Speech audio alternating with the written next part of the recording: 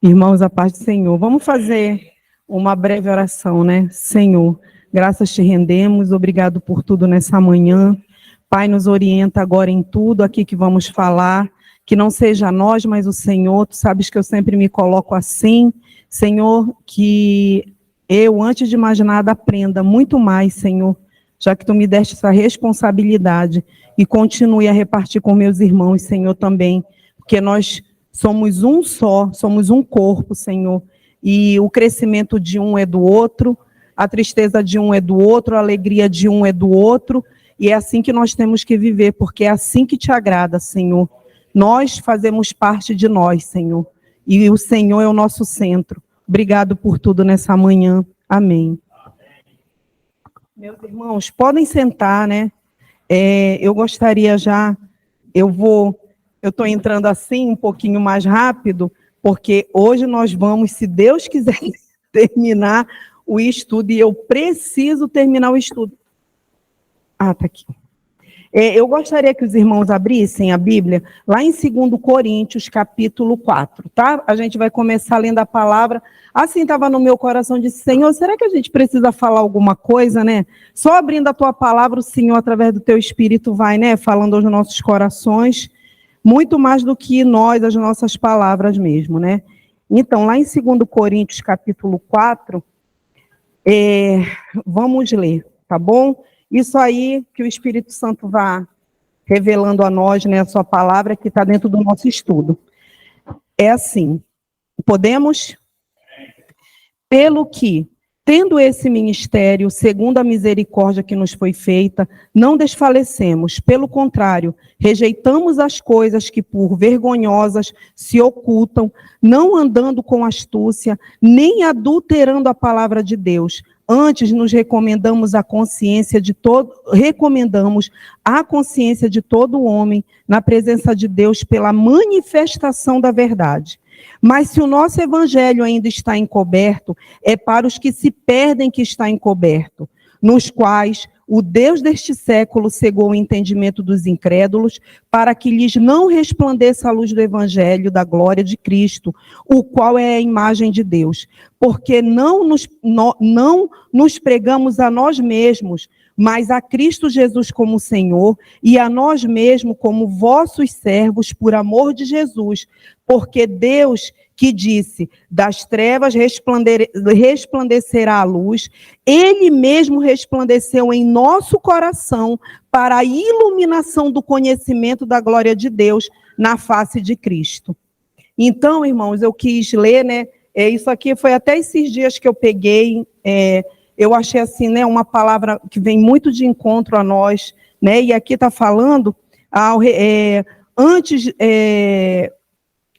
a consciência de todo homem na presença, pela manifestação no versículo 2, né, lá no finzinho, nós recomendamos a consciência de todo homem na presença de Deus pela manifestação da verdade. E quem é a verdade? Cristo, Jesus, né? Então, Ele mesmo que se manifesta para nós. E como está dizendo aqui na palavra, se muitas das vezes andam perdidos, né, é porque é para os que se perdem, né? E aí eu fiz também uma anotação aqui, respondendo, porque ficou na minha mente a questão da cauterização, tá? Para a gente dar continuidade aqui, mas eu preciso falar isso, que a Claudinha perguntou, né? A Patrícia falou e o pastor. Então, eu coloquei assim, o que significa ter a mente cauterizada? A gente está voltando para o pontozinho lá de trás. Um estado de impenitência e incredulidade tão profunda em que não há mais nenhuma sensibilidade, né? Os ouvidos estão agravados, né? O sentido da pessoa agravada para o que vem do Espírito, né? Para o que o Espírito Santo está tocando, está falando e a pessoa não se atenta mais. Tão profunda em que não há mais nenhuma sensibilidade moral e a consciência se torna inoperante. A mente cauterizada ou consciência cauterizada está diretamente ligada à apostasia, né, para nós no nosso meio. A mente cauterizada não nos leva só ao erro doutrinário, mas também ao erro moral. A apostasia distorce o ensino da verdade a fim de adequá-la à sua própria vida. A vida do quê? Do pecado. porque nós, né, vivemos, somos constituídos em pecado, e quem nos lava e nos purifica de todo esse pecado é Cristo, né? O erro é que às vezes é pecado. Nesse estágio não há mais advertência. Sua consciência está destruída e não importuna mais. Cauterizar a própria consciência, o resultado da constância no pecado, no erro. Então, como que a consciência da gente ela fica cauterizada para as coisas de Deus? Quando a gente vive na prática do pecado. Né? Então você não consegue ouvir, você não tem o teu sentido, o sentido espiritual para ouvir a voz de Deus. Assim, eu espero que eu tenha alcançado e chegado aí um pouquinho mais, né, esmiuçando, o que é uma consciência cauterizada, que até para mim, eu me aprofundei um pouquinho mais, né? Então, quando a gente vê por aí as pessoas falando com outros, né? Meu irmão, né? Poxa, você está no erro, você está no pecado, né? Volta de novo para o caminho e a pessoa ela não consegue ouvir. Por quê? Ela está tão imersa no pecado, porque é isso que nos faz apostatar da fé. É o pecado. Quando nós somos conscientes que somos pecadores, mas a gente não quer consertar o nosso caminho, lógico, com a ajuda de Deus, do Espírito Santo, a nossa consciência vai ficar cauterizada, que é o que tem acontecido por aí. Vai ver que quantos homens de Deus já chegaram para eles, né? Muitos outros homens também, falando, meu irmão, olha o caminho que você está trilhando, olha o caminho que você está indo, mas a pessoa não consegue mais, porque o sentido dela está mais apurado para ela, para o que ela acha, para o que ela sente, e por ela não ver erro naquilo. Então, por isso que o Senhor sempre nos fala para a gente estar na casa dele, para nós nos exortarmos uns aos outros. Está lá na palavra. Necessário é, né? Então, irmãos, eu só, né, queria fazer um apanhado rapidinho do estudo do que ficou da semana passada, mas assim, semana passada a gente falou de definição do termo sutileza. Nós falamos, né, também, eu falei, né, até da palavra mesmo, etimologicamente, da definição teológica, né, que na definição teológica, a palavra sutileza, ela é engano e sedução, que foi o próprio Jesus que falou sobre isso, que nós somos engoldados, nós somos levados, seduzidos, né, pelas nossas próprios desejos. O alerta, aí passamos para o alerta divino para os últimos dias.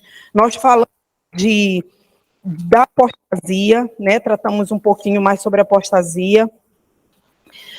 Falamos das falsas doutrinas humanas, né, e demoníacas, né, no que elas estão, né, pautadas aí. Falamos também de tempos marcados por hipocrisia, né? E falamos também de tempos também marcados por consciências cauterizadas, que foi, né, aonde eu estou falando, falei um pouquinho agora. E aí a gente conseguiu passar para o tópico 3, que foi a natureza dos ataques e as estratégias do maligno. E nós paramos, se eu não me engano, que realmente, irmãos, eu não lembro, até porque eu não consigo ver meus vídeos, tá? Não adianta. Enquanto eu estiver aparecendo nos vídeos, eu não consigo, nenhum vídeo meu, eu consigo voltar e ver. Nenhum. Então, assim, eu não sei se isso vai melhorar um dia, eu não sei se, de repente, ficar só a minha voz, eu vou conseguir, mas para me ver, não adianta, tá, irmãos? Não consigo. Então, eu não sei aonde eu parei, assim, eu acho que nós tratamos, eu vou dar uma lida rápido para te dar continuidade, né? A natureza dos ataques. Eu acho que eu cheguei a falar, Paulo deixa claro que as batalhas na vida do cristão não são empreendidas... Não, nós não tratamos isso, lembrei. Então, uma natureza dos ataques do maligno, né, das estratégias que ele usa, é a luta, né? A nossa luta, que a nossa luta não é contra carne e sangue. E nós terminamos que vemos muitas das vezes em embates assim, né? Contra a carne e o sangue. E lá na palavra, eu coloquei o apóstolo Paulo, né, declara enfaticamente, que eu até marquei, irmãos, lá em Efésios 6:12, tá? Que está falando da nossa luta contra a carne e o sangue. Se alguém quiser abrir, só para a gente ler um pouquinho só aí, né, justamente esse versículo, o 6:12, Efésios 6:12.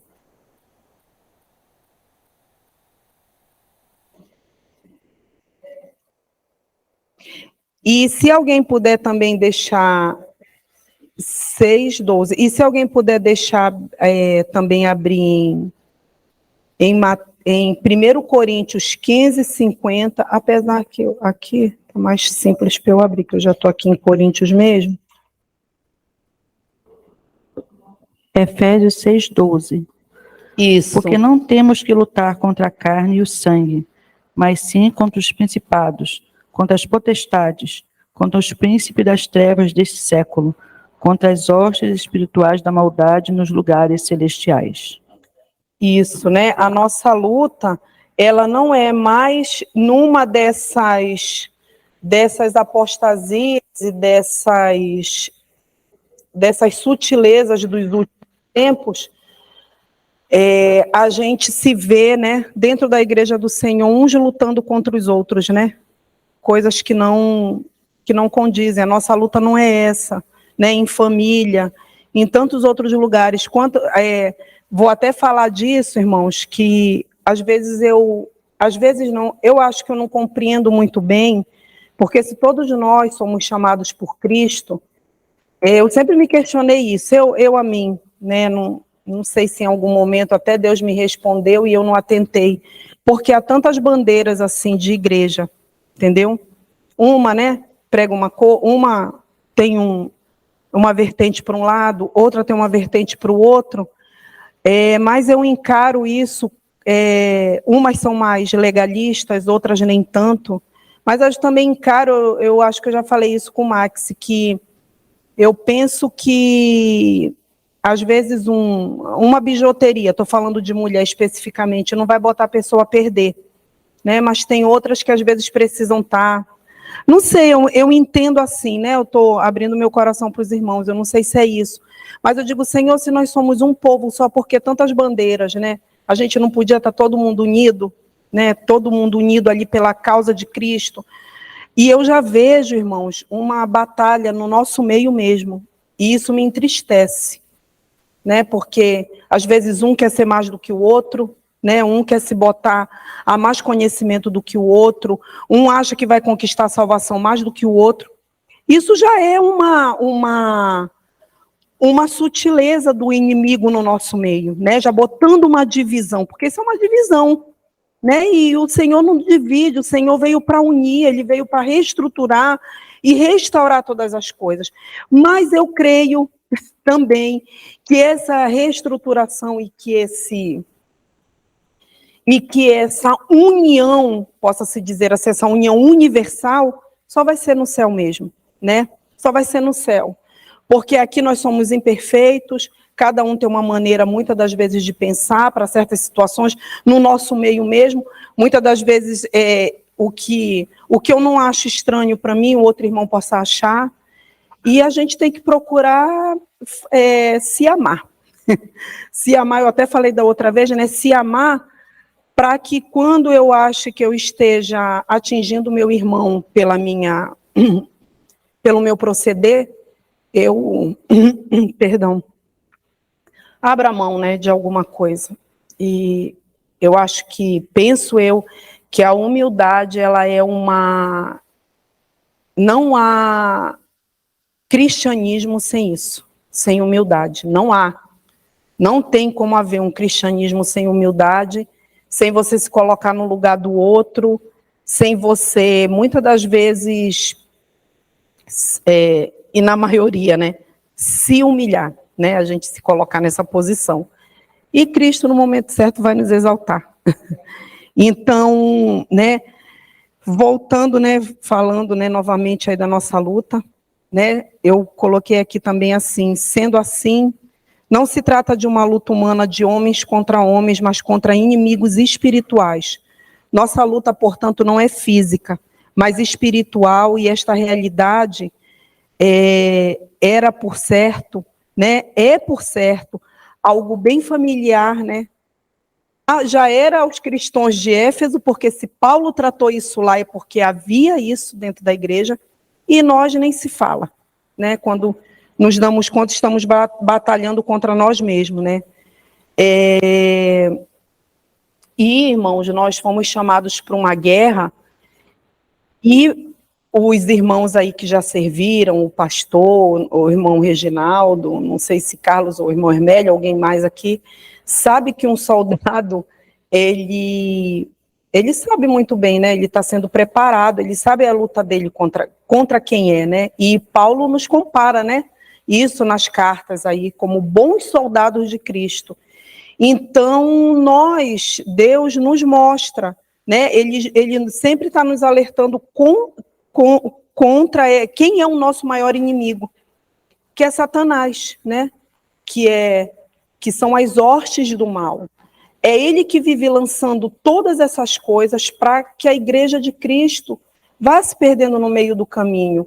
E quando se fala dentro da nossa igreja, de um Deus que é amor, mas esquece-se que para Jesus vir é porque havia uma condenação sobre nós.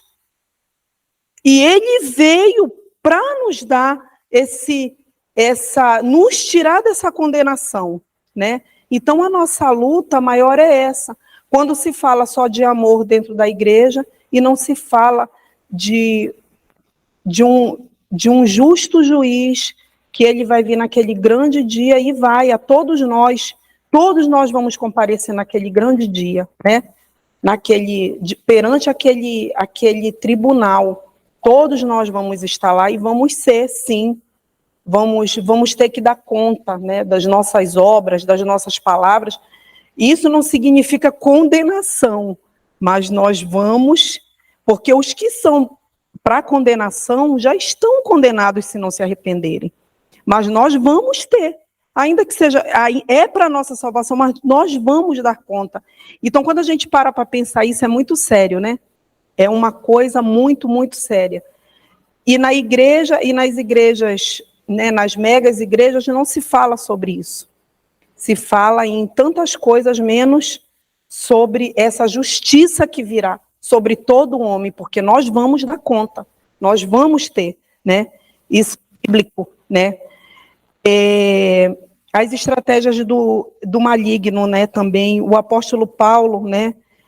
Que nós precisamos ficar firmes contra as astutas ciladas do diabo. Está lá em Efésios 6:11, se alguém também puder me ajudar, abrir a Bíblia e ler para a gente deixar, né, marcado aí direitinho, né? Efésios 6:11, isso.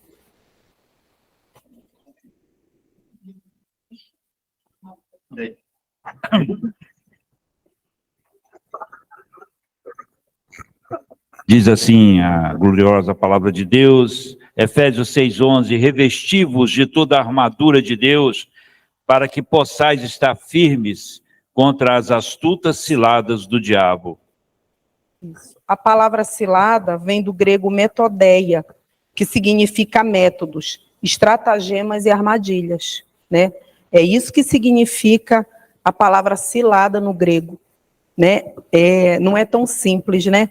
É armadilhas, né? São estratagemas, coisas que o inimigo, ele vive trabalhando 24 horas, né, contra a igreja de Cristo, né? A gente não está falando só do individual, que nós estamos tratando aqui da igreja do Senhor. Então, o diabo tem um grande arsenal, né, possa-se dizer assim, né, de armadilhas. Ele sempre vai estar preparando alguma coisa para a igreja do Senhor. Ele sempre vai estar vindo, ele consegue, da verdade, fazer mentira. E as pessoas acreditam, né? Da verdade de Cristo, ele consegue. Ele é o astuto. Ele faz todas essas coisas, né?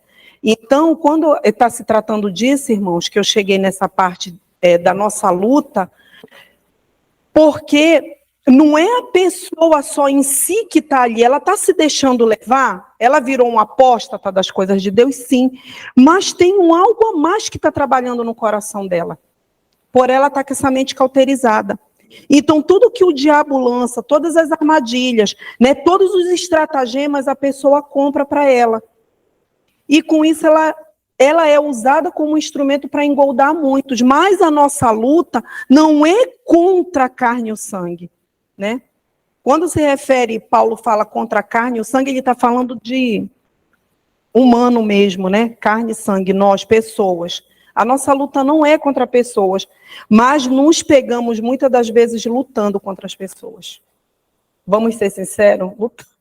Porque eu às vezes digo, Senhor, eu estou lutando contra a pessoa, né? Mas o inimigo, ele é tão astuto que ele sabe como nos atingir. E aí, né, e lá em Jó, eu até marquei isso também. Lá em Jó, no capítulo 1, Satanás andava como? Né? Ao redor da terra, né? Procurando. E foi ele que apresentou, foi ele que foi falar de Jó, né?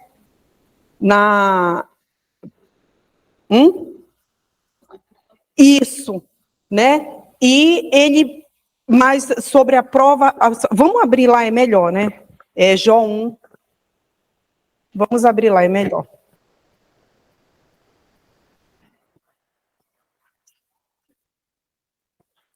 Eu marquei aqui, tá, irmãos? Mas aí vocês me ajudam. Jó 1, 7.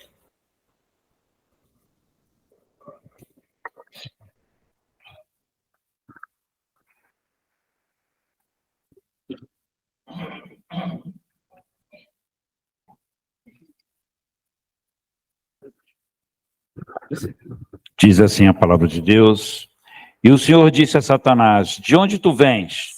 Então Satanás respondeu ao Senhor e disse: de ir e de vir sobre a terra, e de nela andar para cima e para baixo. Então, né, isso, né, esse versículo aí, ele está andando na terra por quê? Né? Ele está andando na terra procurando a quem possa tragar, está lá na palavra, né? Aqueles que estão vulneráveis a ele. E com certeza, ele foi a mesma coisa que foi na vida de Jó, né? Ele creio, me ajudem, ele que falou, né? Disse, tira tudo dele, né? Para ver se ele não vai te negar, para ver se ele não vai falar contra você. Então, irmãos, quando eu botei essa questão de Jó, é para ver o tamanho da nossa luta. O pastor falou aqui na quinta-feira, graças a Deus, eu consegui participar, né? Deus me deu a oportunidade de participar. O pastor falou de oração, e o Senhor falou muito seriamente sobre a questão da oração. Uma das nossas maiores armas contra todas essas coisas dentro da Igreja de Cristo é a oração, né? Então, assim, para vocês terem noção quanto que nós somos vulneráveis sem Cristo, quanto que nós estamos vulneráveis sem a proteção de Cristo e o Espírito Santo dentro de nós, né? E a palavra iluminando o nosso caminho, né? Nos mostrando o caminho certo, o caminho de retidão que a gente tem que andar, né? Em busca, o diabo, né? Em busca de nossos pontos vulneráveis, como eu falei, né? E ele não hesita em buscar brechas em nossa vida. Então, uma das brechas desses últimos tempos que nós temos vivido dentro da igreja é essa vida terrena. As pessoas estão correndo atrás de riqueza. Sempre correram, né? Sempre. É um mal você ser rico? Não. Mas é um mal quando isso toma conta de você. Você querer ter. Qual o motivo de você querer ter e ser rico, né? Então, é uma das estratégias. Quantas pessoas estão perdidas por isso, né? Porque elas querem... A palavra que se ouve é dizendo que se a pessoa está passando por aquela situação, de às vezes ela está passando uma privação, não ter o que comer, está com aluguel atrasado ou algo do tipo, é porque a pessoa está em pecado, né? Isso é uma estratégia do inimigo. Porque é por isso que a pessoa às vezes está passando provação na vida, certas privações, a pessoa está enferma, está doente. Não é por isso. Não é porque você está em pecado, né? É porque E muitas das coisas é para o nosso ensinamento, e muitas não é para o nosso ensinamento. Porque Paulo mesmo disse, você está abastado, você está, né, em pobreza, você está em tantas situações, mas por quê? Deus com certeza estava ali experimentando Paulo e fazendo com que o Paulo se fortalecesse nesse caminho, independente do que fosse. Né? A gente está por Cristo, não é pelas coisas dessa terra. Então, né, e ele, né, vulneráveis, e não hesita em buscar brechas em nossa vida espiritual, anda em derredor, bramando como um leão, buscando a quem possa tragar, está lá em 1 Pedro 5,8. Ele age, né, para nos levar a pecar contra Deus. A maior estratégia é essa, é para que a gente peque contra Deus. E outra, irmãos, ele não desiste facilmente. Não desiste. Né? Enquanto a gente pensa que venceu uma batalha aqui, outras virão, e outras virão. Porque ele quer que a gente se mantenha. Hoje em dia eu também vejo que não é nem para nos tirar da presença de Deus da igreja, né? Vou falar assim. Mas para que a gente se mantenha frio. Para que a gente se mantenha inerte às coisas de Deus. Inerte. Ele quer, tá ótimo, tá muito bom para ele. A gente vir todo domingo manter um protocolo. O pastor sempre fala isso, manter um protocolo. Tá muito bom para ele. Às vezes eu me pego perguntando isso. Senhor, eu estou indo para a tua casa por quê? Para que eu estou indo para a tua casa? Mas para ele tá bom, né? A gente tá vindo inerte para as coisas de Deus. Isso já é uma apostasia, se vocês forem parar para pensar, porque a gente tem a consciência, mas a gente não faz nada para mudar. Então essa é uma estratégia que Satanás tem usado, que eu tenho visto. Porque, irmãos, eu tenho encontrado pessoas, já vou deixar a irmã falar, tá, irmã Helena? Não. Tenho encontrado, só para não perder um raciocínio, tenho encontrado pessoas nesse caminho que são crentes de todas as maneiras que vocês imaginarem, porque a pessoa se refere assim, né? Crente ou evangélico. Mas, gente, eu fico olhando assim, não estou julgando ninguém, não, porque eu olho logo para mim também, né? Fico olhando, ai, Senhor, tem misericórdia de nós. Gente, que as pessoas estão adormecidas. São crentes só na língua, para falar que é crente. Ah, eu faço parte de uma igreja evangélica, mas as pessoas estão adormecidas. Porque, irmãos, por mais que a gente veja muita coisa dentro da casa do Senhor, mas nós temos a palavra de Deus que nos alerta e que fala conosco. Ela fala, mas as pessoas estão adormecidas. E isso não é coisas de últimos tempos? De fim dos tempos? A dormência, o amor se esfriando, né? A palavra de Deus fala para a gente acordar, para ele nos esclarecer. Mas como que ele vai nos esclarecer se a gente permanece dormindo? Não tem como, né? Pode falar, irmã Helena. Fica à vontade. Então, falando nessa parte aí que você falou sobre o engano, né, a situação, às vezes, a dificuldade da vida de uma pessoa é o pecado.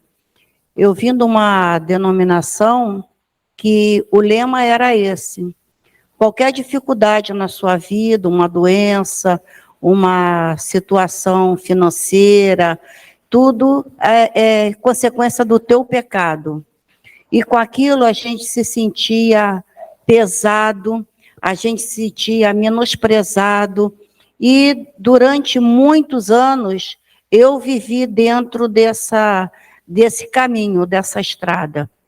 E hoje, Deus, as escamas dos meus olhos têm caído, e eu tenho visto o quanto eu percorri uma estrada totalmente tortuosa, que, na verdade, é um cristianismo formado não pela palavra de Deus, mas pela palavra do homem. E realmente, se a gente não tiver atento, como a palavra diz que a gente tem que estar blindado, a gente precisa não permitir que fique cauterizado, mas a gente também precisa se blindar sobre essas situações.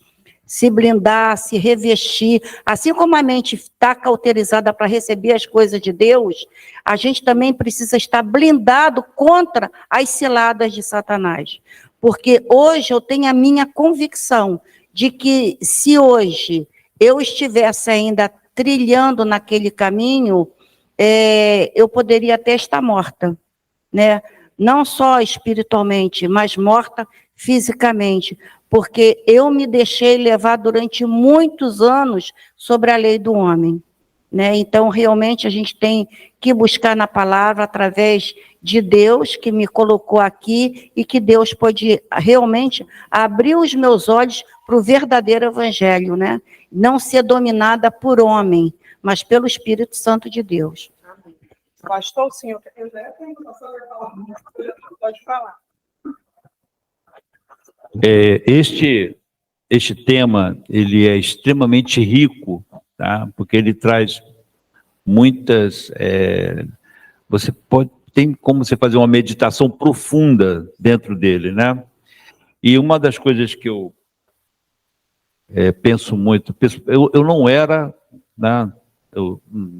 O que eu sou hoje, sinceramente, às vezes eu olho para trás e tento lembrar da minha vida pregressa, e eu me surpreendo com quantas coisas que Deus fez na minha vida, me mudando, né, na minha forma de proceder, de pensar. Irmãos, creiam-me, foi Deus que fez, porque na realidade eu nunca me preocupei, nem me esforcei em trabalhar em mudança alguma. Foi o Espírito Santo mesmo, ao longo do tempo, através dos recursos que ele tem, que ele fez isso. Mas o que eu quero trazer aqui para a nossa meditação é, se nós olharmos para o modelo bíblico de igreja, né, o modelo apostólico da primeira igreja, da igreja primitiva,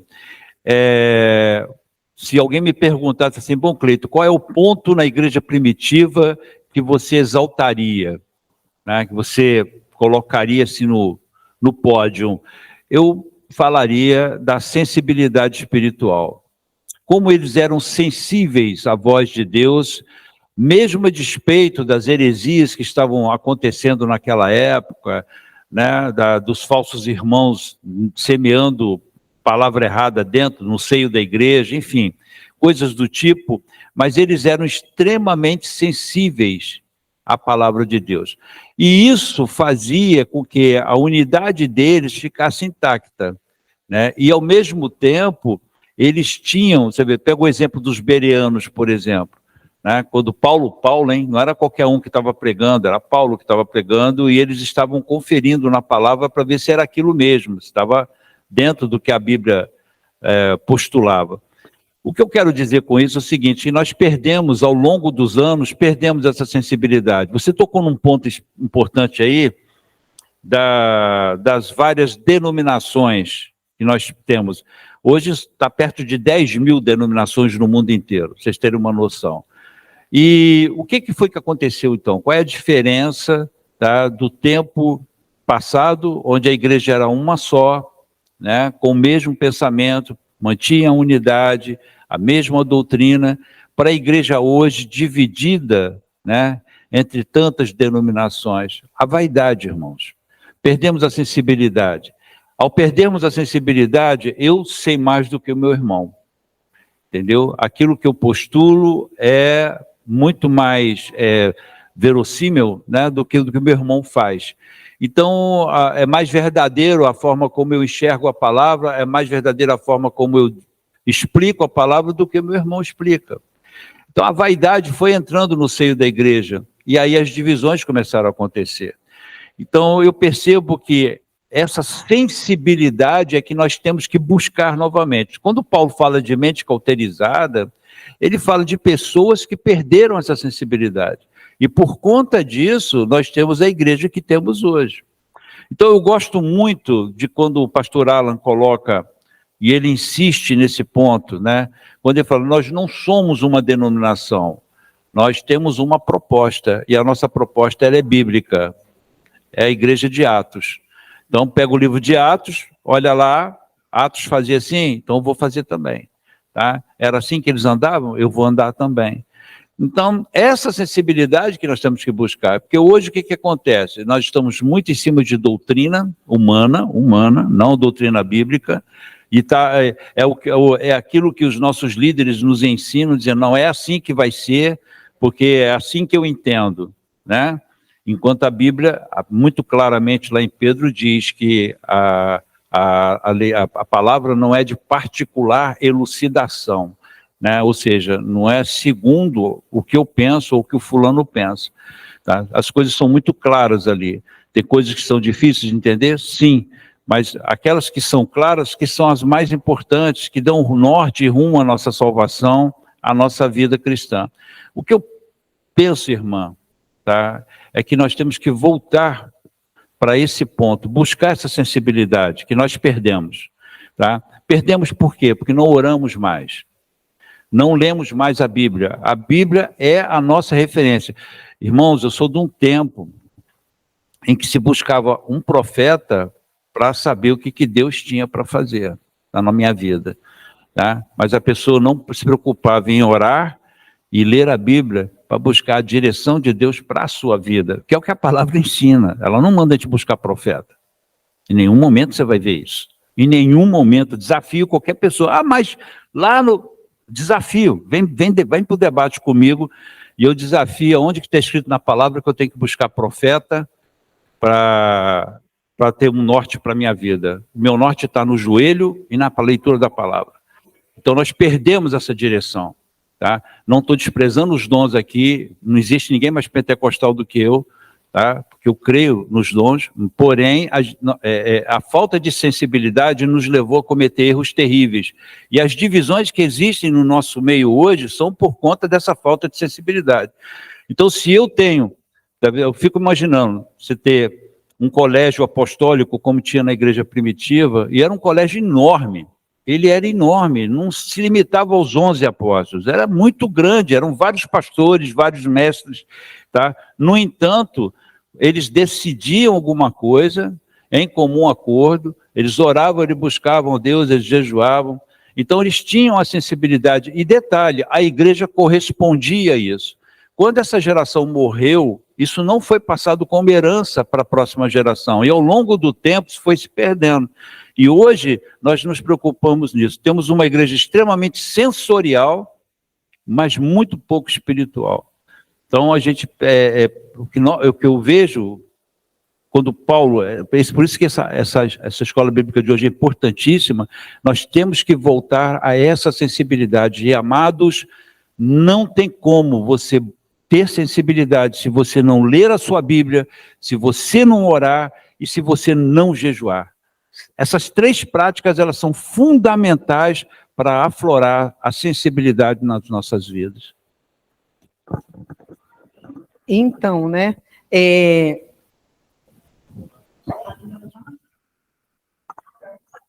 Saúde, irmãos, com a paz do Senhor Jesus, amém, irmãos? Dentro de tudo isso que foi dito, é importante a gente ter em mente também o seguinte, irmãos, que a nossa igreja não é melhor do que nenhuma outra igreja. Por que eu digo isso, irmãos? Porque toda seita é criada a partir dessa premissa, de que eu sou o detentor da verdade e ninguém mais detém a verdade. Não é essa a proposta da nossa igreja. A proposta da nossa igreja é ensinar o evangelho, porque nós cremos que qualquer análise séria da palavra de Deus não deixa margem para a interpretação errada. Qualquer análise correta, séria. A gente levantou aqui, por exemplo, a questão das riquezas, né? Se nós formos lá no texto de João 3,16, o que diz a palavra de Deus? Porque Deus amou o mundo de tal maneira que deu seu único filho, e aí ele fala para que ele deu seu único filho? Para que todo aquele que nele crê seja rico e tenha carro do ano, é isso que fala? Para que seja curado de todas as suas enfermidades? Para que passe uma vida tranquila sobre a face da terra? Não, o que fala? Para que todo aquele que nele crê não pereça, mas tenha a vida eterna. Jesus falando do propósito dele. Qualquer análise séria da palavra de Deus vai nos levar para esse lugar, para o lugar de retidão. E existem outras igrejas também, irmãos, que estão corroborando desse mesmo pensamento. Pessoas que são sérias e que entendem que existe uma série de coisas que estão acontecendo, mas que não fazem parte da palavra de Deus. Eu conheço igrejas que são igrejas tradicionais, mas que os pastores se recusam a ter dentro da igreja determinados tipos de movimento, né? Porque entendem que eles estão fora da palavra. Então a questão não é denominacional. A questão é da liderança da igreja. Quem está na frente da igreja? São servos de Deus verdadeiramente? Se são servos de Deus, independente da denominação, aquela igreja, aquele grupo de pessoas vai estar seguindo a palavra de Deus, irmãos. Percebem isso?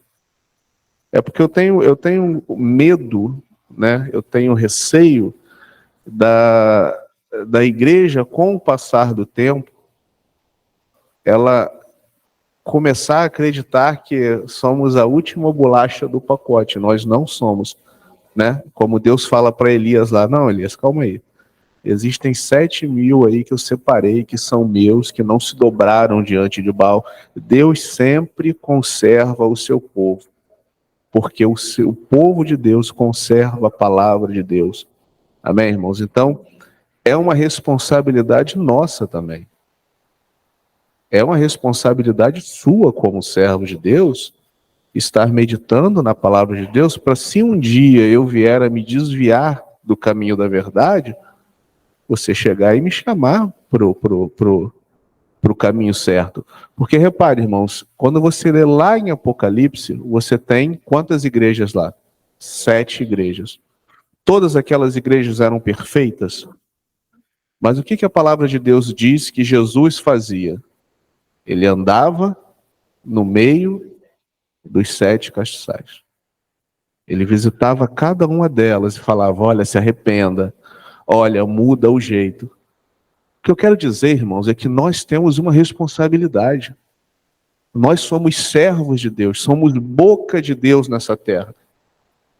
Agora, se eu me acovardo e deixo de falar aquilo que Deus me manda falar, aí eu tenho um problema. Aí a igreja se perde. Aí a igreja começa a ter esse tipo de coisa. Então eu não posso me eximir de responsabilidade. Ah, mas lá estava tudo errado. Sim, irmãos. Mas você falou, você pregou, você anunciou, você chamou o irmão, como diz a palavra, meu irmão, olha só, isso aqui não é bem assim. Se nós somos bíblicos, nós temos que fazer aquilo que está na palavra de Deus. Não podemos nos acovardar. A palavra de Deus é enfática ao dizer que, e a gente gosta de lembrar, né, que os ladrões, prostitutas, roubadores, né, que esses não herdarão o reino de Deus, mas a gente se esquece que os filhos também não herdarão. Porque a timidez é um convite à omissão. E é uma responsabilidade minha, é uma responsabilidade sua. A gente sempre fala que ninguém é chamado por Deus para ficar sentado no banco, irmãos. Existe trabalho a ser feito. E você está aqui para trabalhar, né, irmãos? Então, né, eu acho que o pastor falando, o Carlos falando, né, só veio corroborar tudo que a gente já falou, né, falando de sensibilidade e assim, irmãos, não tem, eu ia até tocar também, né, nos bereanos, tudo que se era dito, eles iam para a palavra, né, para saber se estava certinho ali, se estava atrelado ali com a palavra de Deus. E é isso tudo que o Carlos falou, que o pastor falou. E eu ia para esse último tópico que, inclusive, o pastor Cleiton falou, né? Quais são as nossas armas espirituais, né? Para vencer essa guerra, porque na realidade é uma guerra, né? É uma guerra.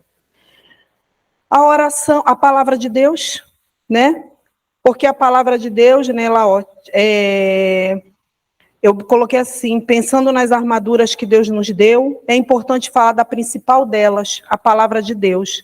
Em Efésios, Paulo, a chama de espada, né? Que em seu tempo tinha várias formas e dimensões, e eram feitas de vários tipos de metais, né? Então, a gente tem uma espada para cada tempo, né? Eu pensei assim, cada espada, os irmãos me entendam, a espada é uma só, mas ela se transforma em várias, né? No sentido de combatermos aquela situação ali que estamos passando, né? Aí eu também não podia deixar de falar da oração, né? O soldado de Cristo consegue se manter fiel, sendo bem sucedido na resistência aos inimigos espirituais, somente quando permanece em oração, né? A expressão, eu até coloquei aqui, o apóstolo Paulo recomenda que devemos orar sempre, orando em todo o tempo, que está lá em Efésios 6,18. A expressão em todo o tempo é a tradução de empatikairo, que pode ser traduzida por em todas as ocasiões, em todo o tempo, sempre, né? No grego, kairos, às vezes, tem a força de circunstância especial, e no contexto significa na ocasião do conflito, né? A palavra kairos, né? Muitas das vezes ela tem, né? Tem essa circunstância especial, né? Numa ocasião de conflito, num tempo de conflito, né? Possa-se dizer assim. Então, é em todo o tempo a oração, e principalmente nesses tempos de conflito, né? E a convocação para orar é seguida da exortação à vigilância na intercessão persistente, orando, né? Não diz só ore quando, ore em todo tempo, não só enquanto estamos passando alguma situação, é em todo o tempo. E por fim, né? Porque, né, nós não temos muito o que falar, eu só gostaria de abrir lá em Atos 2, 41, que é sobre a questão do congregar, né? O pastor também deixou isso no estudo, para se tratar um pouquinho desses assuntos, né? Mas eu creio que são assuntos que a gente vem tratando sempre, né? No decorrer dos domingos, no decorrer das quintas-feiras, a questão da oração, a questão da palavra e a questão do estar junto e do jejum, né? Que o nosso pastor acabou de falar. Então, quem abriu aí pode ler para mim, por favor. Está em Atos 2, 41. Atos 2, 41. De sorte que foram batizados os que de bom grado receberam a sua palavra. E naquele dia agregaram-se quase 3.000 almas. Eu não posso, até me arrepiei, o irmão Reginaldo falando, né? É não estar junto. Eles estavam fazendo o que ali? Orando, cantando louvores a Deus, com certeza. Irmãos, estou arrepiada mesmo, né? Eles não estavam fazendo nada demais ali. Eles não estavam se tratando de outros assuntos que não fossem, né? O amor, eu creio, o amor, porque é o que nos define, o amor nos define, porque Cristo é amor, Deus é amor, está na palavra. Eles estavam com certeza tratando da palavra, tratando de um Jesus que veio no meio deles, né? Uma coisa tremenda, com certeza era isso, não era mais do que isso. Tratando de um Jesus que veio, que se deu, que morreu, que ressuscitou e que perdoou. Veio nos lavar, nos redimir de tudo, nos fazer novas criaturas e um povo santo para habitar com ele. Eu tenho plena certeza disso. E quantas pessoas se agregaram no meio, eles não estavam falando de coisas grandiosas, mas estava indo no íntimo do que aquelas pessoas de fato queriam. Vida e vida eterna. E para fechar, eu gostaria que a gente abrisse lá em 1 Pedro 5,10, e se alguém também puder ler, eu agradeço.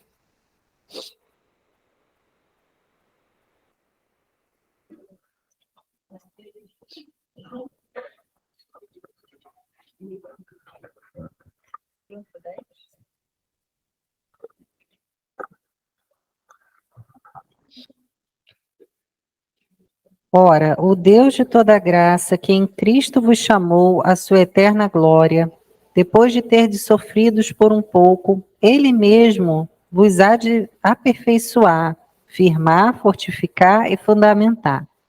Não preciso falar mais nada, né, irmãos? É o próprio Cristo, é o próprio Deus, né? Eu separei esse versículo, que realmente é o fim, né, do estudo. Eu creio que aquilo que a gente não conseguiu falar, o Espírito Santo com certeza vai falar muito mais no nosso coração, eu sempre falo isso. E também aqueles que ouvirem, né, aqueles que Deus dê essa oportunidade, eu vou falar assim, de ouvir, o Espírito Santo vai. Então é isso, é o próprio Deus, ele é que vai nos fortificar, ele é que vai nos botar nesse caminho. E uma coisa é certa, irmãos, nós não precisamos ouvir grandiosas coisas, né? Não precisamos, porque a maior delas, se você for na palavra, está dita, do começo ao fim, é Jesus. A palavra é Jesus, não é mais nada do que isso. E as sutilezas, elas só entram, por isso que o pastor falou, pela vaidade, né? Pelas coisas que estão no meu coração, além de Jesus. E o que tem que estar no nosso coração é Jesus. E assim a gente nunca vai ser engoldado, nunca vai ser enganado, se Jesus for o centro da nossa vida. Se toda a nossa vida for para Ele, se tudo que tem em nós é para Ele, né? E tudo que diz respeito a nós é dele. Então é isso, tá bom? Que Deus nos abençoe.